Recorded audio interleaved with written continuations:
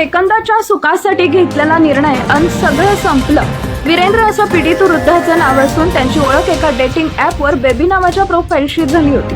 प्रत्यक्षात ही प्रोफाईल समीर नावाचा तरुण चालवत होता आणि वृद्धाचा विश्वास संपादन करण्यासाठी टोळीतील मुलींशी त्यांचं बोलणंही करून दिलं जात असे। जेव्हा वीरेंद्र पूर्णपणे या जाळ्यात अडकले तेव्हा त्यांना भेटण्याच्या बहाण्यानं एका निर्जन ठिकाणी बोलावण्यात आलं आणि तिथूनच या लूटमारीच्या प्रकाराला सुरुवात झाली। ठरलेल्या योजनेनुसार 17 एप्रिल 2026 रोजी वीरेंद्र भेटायला पोहोचले असता मोनिश नावाच्या आरोपीनं त्यांना आपल्या दुचाकीवर बसवून एका सुनसान फार्म हाऊसवर नेलं। तिथं आधीच दबा धरून बसलेल्या समीर, अकील, अनस, फरहान आणि फरदीन यांनी वृद्धाला चारी बाजूंनी घेतले। या नराधमांनी केवळ त्यांना घेरलं नाही तर त्यांच्याशी अत्यंत क्रूरपणे मारहाण केली आणि जीवे मारण्याची धमकी देऊन दहशत निर्माण केली। या धाकदपटशाच्या जोरावर आरोपींनी त्यांच्या हातातील सोन्याची अंगठी आणि गळ्यातील साखळी ओरबाडून घेतली।